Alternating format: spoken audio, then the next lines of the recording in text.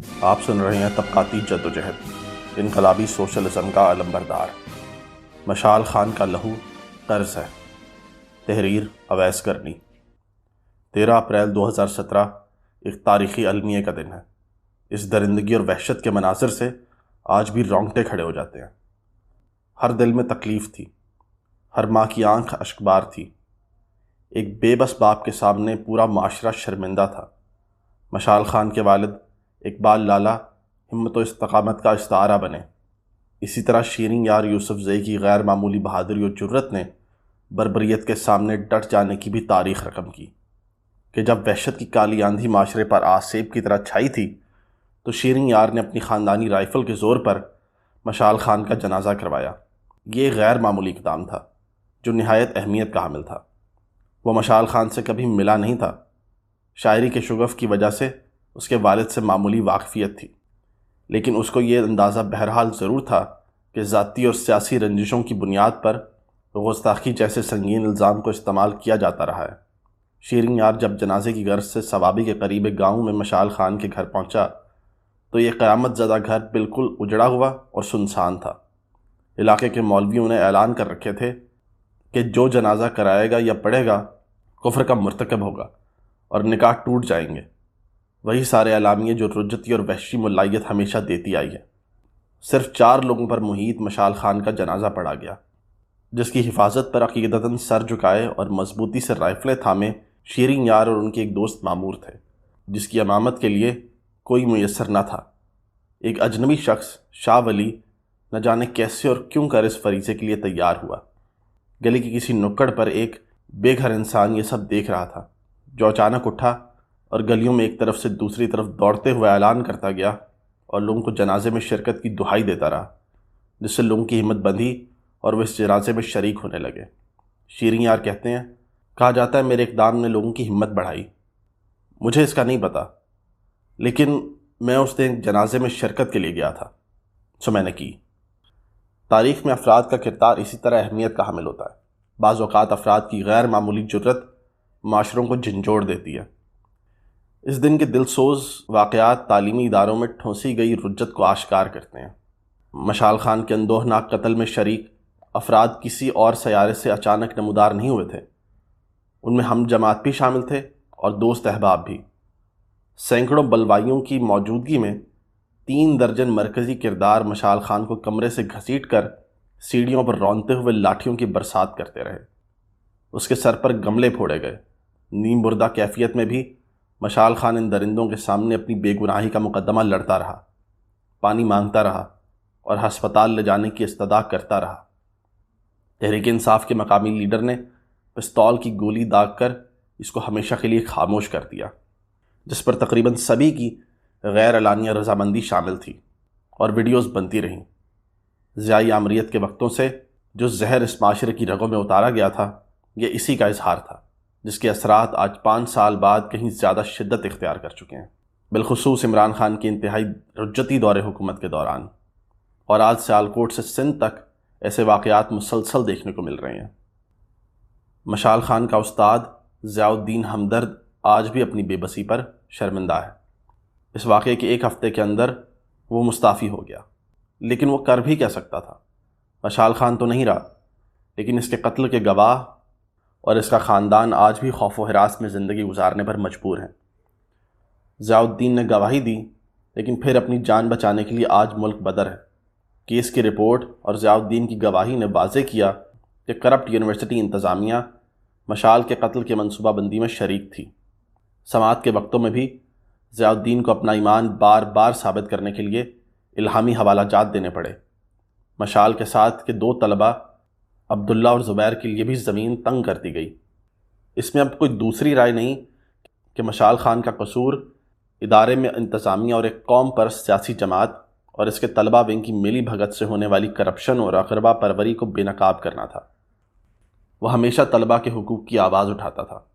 اس جرم کی پاداش میں جمعیت جیسی رجت پسند طلبہ تنظیم کی قیادت میں تحریک انصاف کے فسطائی ٹولے اور عوامی نیشنل پارٹی جیسی نام نہاد سیکولر پارٹی کے طلبہ ونگ کے کارکنان نے مشال خان پر گستاخی جیسا سنگین لیکن جھوٹا الزام لگا کر بے دردی سے قتل کر دیا۔ یہی وہ بنیادی محرکات ہیں جن کی وجہ سے ایک ہونہار طالب علم کو دن دہاڑے اس درندگی کا نشانہ بنایا گیا کہ اس کی ماں کے بقول اس کی انگلیوں کی ہڈیاں تک توڑ دی گئیں، اور سیکیورٹی اہلکاروں سمیت قانون نافذ کرنے والے ادارے اس بلوے میں خاموش تماشائی بنے رہے، بلکہ ان میں سے کئی ایک تو اس کے سہولت کار بھی تھے۔ اس کے بعد سے یونیورسٹی پر آسیب کا سایہ ہی رہا۔ ایک ماہ کے لیے تعطیلات کر دی گئیں، طلبہ کی نام نہاد غیر نصابی سرگرمیوں کے لیے 20 کلب بنائے گئے، جس میں 120 طلبہ پر ادارے کا نظم و نسق بہتر بنانے کی ذمہ داریاں عائد کی گئیں۔ لیکن 13 اپریل 2017 اور مشال خان سے متعلق بات کرنے پر پابندی آج بھی بدستور جاری ہے۔ مشال خان کی شہادت کے بعد تشدد کا تدارک کیا ہونا تھا، بلکہ انتظامیہ نے کئی ہتھ کنڈوں کے ذریعے اپنی دھونس و طاقت میں اضافہ ہی کیا، جبکہ طلبہ حقوق کو مسلسل کچلا گیا۔ طلبہ کے مطابق ادارے کی انتظامیہ یا اساتذہ کی نااہلی اور بدکرداری سے متعلق شکایت کرنے کی اب کسی میں جرت نہیں۔ خاص طور مشال خان کے متعلق بات کرنا تو حد سے تجاوز کرنے کے مترادف ہے۔ ادارہ دوبارہ کھلنے کے بعد خاص طور پر کئی طالبات واپس اس تعلیمی ادارے میں داخل نہ ہوئیں۔ اظہار رائے کا تو قلعہ کما کر دیا گیا، ہر کسی پر گستاخی کے الزام کی تلوار لٹک رہی ہے۔ ایک طالبہ کے مطابق تو مذہبی جنونیوں کی جکڑ بندی اتنی سخت ہو گئی تھی کہ مشال خان کے بہت سے قریبی دوستوں کو اس سے خود کو جدا ظاہر کرنے کے لیے جواز گھڑنے پڑے۔ مشال خان کے بہیمانہ قتل کے پاکستان بھر کے سماج اور خاص طور پر طلبہ تحریک پر ہمیشہ کے لیے انمٹ نقوش رہیں گے۔ پاکستان کی طلبہ سیاست کے حالیہ ابھار میں مشال کا لہو نہ صرف شامل ہے بلکہ طلبہ سیاست پر ایک قرض ہے۔ اس دلخراش واقعے سے یہاں کی عوام اور بالخصوص طلبہ میں ایک دکھ اور تکلیف تھی، جس کو یہاں کے حکمران طبقات نے شاطرانہ انداز میں مختلف ہیلے حربوں سے وقتی طور پر دبا دیا، لیکن بعد کے واقعات نے اس تکلیف کو نفرت میں بدلا، جس کا اظہار ملک بھر میں طلبہ کے احتجاجات کی صورت میں برآمد ہوا۔ طلبہ تحریک پر چھائے دہائیوں پر محیط جمود پر کاری ضربیں لگیں۔ سماجی سائنس رسمی منطق کے تابع نہیں ہوتی اور نہ ہی واقعات سیدھی لکیر میں رونما ہوتے ہیں۔ سطح کے نیچے کی حرکت لازمی نہیں کہ افق پر فوراً آشکار بھی ہو، لیکن لاشعور میں پنپنے والی ذلتیں اور تکالیف کسی ایک واقعے کی صورت میں تمام دکھوں اور ذلتوں کے ساتھ منظر عام پر آشکار ہوتی ہیں۔ 5 سال قبل شعبہ صحافت کے جس 23 سالہ طالب علم مشال خان کو عبد الولی خان یونیورسٹی مردان کے احاطے میں بے دردی سے قتل کر دیا گیا، اس کی ایک اور شناخت بھی ہے۔ وہ کوئی روایتی نوجوان نہیں تھا، اس کا نظریہ اور مکتبہ فکر اس کے ہاسٹل کے کمرے کی دیواروں اور وہاں موجود کتابوں سے آشکار ہوتا ہے، جہاں کارل مارکس اور چے گیوارا کے پوسٹر آویزاں تھے۔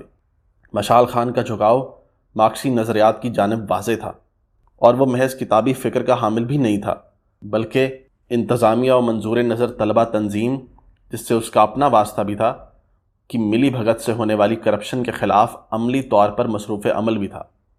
یہی تو اس کا اصل جرم تھا کہ وہ باغیانہ نظریات کا حامل تھا، سوچتا بھی تھا اور عملاً جد و جہد بھی کرتا تھا۔ اسی لیے رجتی عناصر اور ان کی رکھوالی انتظامیہ کو کھٹکتا بھی تھا۔ اسی وجہ سے مشال خان کا قتل محض مذہبی درندگی کا ایک المناک واقعہ نہیں ہے، بلکہ اس قسم کی سوچ کے حامل نوجوانوں کے خلاف سوچی سمجھی اور منظم قسم کی یلغار کا اقدام ہے۔ مشال خان یہاں کے انقلابی نوجوانوں کا ساتھی تھا۔ مشال خان ظلم و بربریت کے نظام کے خلاف جد و جہد کرنے والے ہر سرکش نوجوان کا کامریڈ تھا۔ رجت کی یہ بربریت کسی فرد واحد کے خلاف نہیں ہے، اس کا نشانہ مشال خان ضرور بنا، لیکن یہ انقلابی سوچ اور نظریے کے خلاف درندگی تھی۔ اس لیے مشال خان کا لہو بھی اس نظریے، اس پر چلنے والے سرکش نوجوانوں اور مشال خان کے کامریڈوں پر قرض ہے۔ سرمایہ اور استحصال کے اس نظام میں مشال خان کے ساتھ انصاف ممکن نہیں۔ یہ درندگی انقلابی سوچ اور طرز عمل کے خلاف تھی، جس کا پورا حساب بھی مظلوم اور محکوم طبقہ لے گا۔ یہاں ملزمان کی برریت اور سزائیں ہوتی رہیں، کچھ بھاگ گئے، کچھ کو دبوچ لیا گیا تاکہ سماجی غیظ و غضب سے بچا جائے، لیکن بنیادی طور پر بنیاد پرستی کی سوچ اور اس کی سماجی و مالی بنیادوں کا خاتمہ کیے بغیر مشال خان کے ساتھ انصاف نہیں ہو سکتا، اور محنت کشوں کی سرکشی کے بغیر بنیاد پرستی کی ان بنیادوں کو اکھاڑنا ممکن نہیں۔ مشال خان کے لہو کا قرض یہاں کے انقلابی نوجوانوں اور محنت کش طبقے کی فتح یاب سرکشی ہی چکا سکتی ہے۔